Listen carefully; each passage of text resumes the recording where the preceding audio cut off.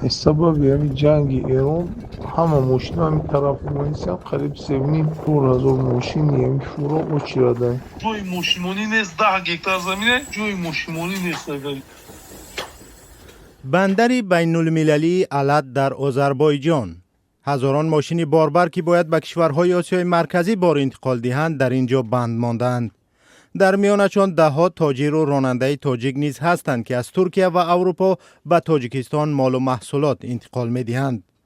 آنها نیم ماه باز منتظر نشستند. نه وقتی جنگ ایران بود نه مثال ماشینای مثال ترکمن ماشینای ترکیه و این خیلی بسیار ماشینا چرا ایران میرفتن.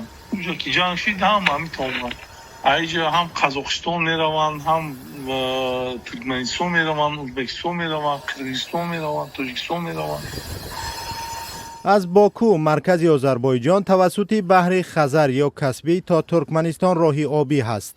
تا آغاز جنگ در ایران اکثر شرکت‌های بارکشانی با راه زمینی از ترکیه به ایران و از آنجا به ترکمنستان وارد شده تا تاجیکستان می رسیدند.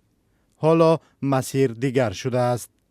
راه ایران بسته است و تاجران و رانندگان مجبورند که از مسیر بحری گذرند، ولی به ادعای آنها این راه توانایی انتقال حجم بزرگ بار را ندارد. پرام‌های بزرگ تا چند ماشین بارکش را از یک ساحل بحر خزر در باکو تا ساحل این بحر در ترکمنستان می‌رسانند. تاجران تاجیک میگویند هنوز معلوم نیست که کی نوبتشان برای انتقال بار میرسد. آنها میگویند بارهای بند ماندهشان بیشتر از ماشین و تجهیزات گوناگون و لباس عبارت است. ایران پس از حمله امریکا و اسرائیل در روز 28 فوریه مرزش را بست.